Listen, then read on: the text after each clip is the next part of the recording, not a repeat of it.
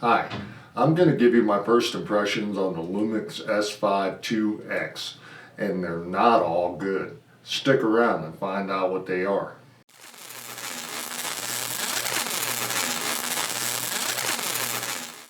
Hi and welcome back.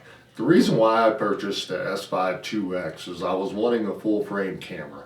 I was wanting that full size sensor, something that would work a little bit better in low light, and I like the idea of having the phase detect autofocus on the camera as well.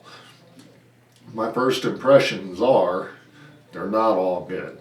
I do like the camera. I like the ability to film in low light conditions. It works extremely well for that. It has very nice bokeh. It looks very good. It has all the modes I need for video. It's all around a very good camera. It's a very good video camera. It does a very good job all around, especially in low light. The phase detect is outstanding on this camera. The autofocus works extremely well. But I came from the GH6 Micro Four Thirds camera, and after working with that camera for a year, there are a whole lot of things that I seem to miss about this S5IIX that I wish were incorporated in the camera. First one is the tilt screen on the back.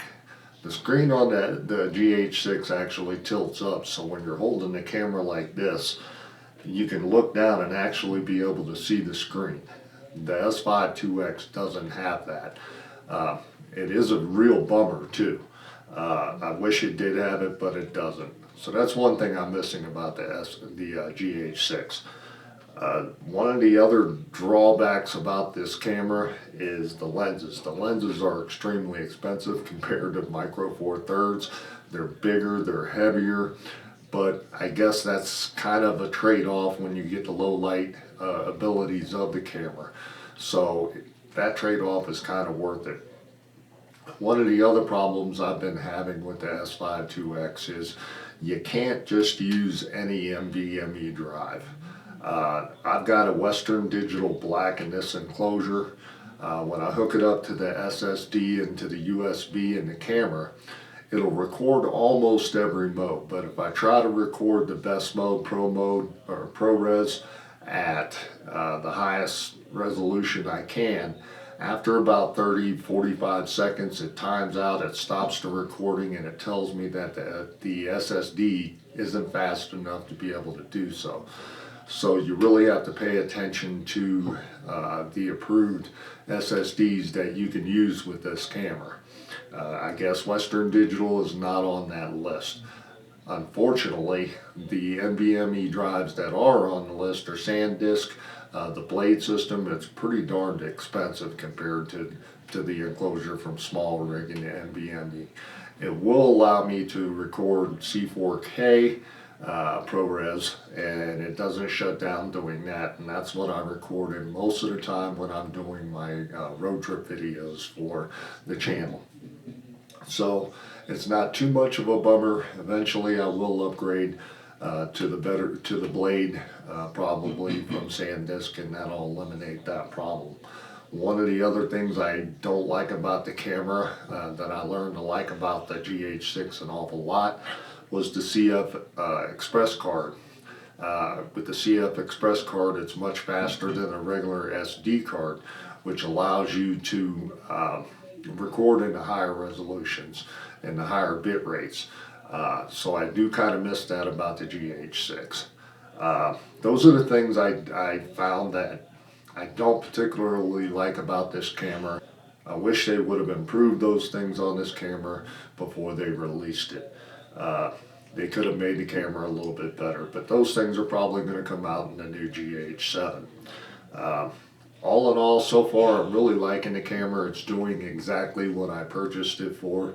Low light conditions, it does extremely well with that. It does exactly what I purchased it for.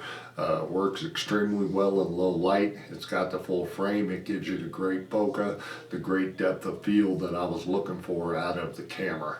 Minus those things that I miss about the GH6 with this, it's an extremely good camera, and I would highly recommend it.